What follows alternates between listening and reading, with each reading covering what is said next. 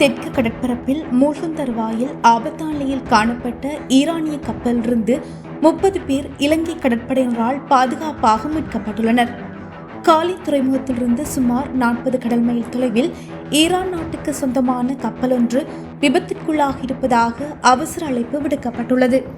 இதையடுத்து இலங்கை கடற்படை இந்த துரித மீட்பு நடவடிக்கையை முன்னெடுத்துள்ளது. இந்த நிலையில் மீட்கப்பட்ட 30 பேரும் மேல்தேசிய சிகிச்சைகளுக்காக காலி கராப்புட்டிய போதனா மருத்துவமனைக்கு அழைத்து செல்லப்பட்டுள்ளதாக பாதுகாப்பு அமைச்சகம் தெரிவித்துள்ளது.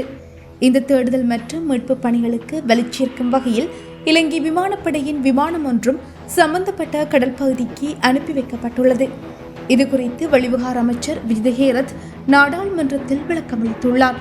மேலும் தெரிவித்த அவர், குறித்த கப்பல் விபத்திற்குள்ளான போது இலங்கையின் கடல் எல்லைக்குள் இருக்கவில்லை என்பதை உறுதிப்படுத்தியுள்ளார்.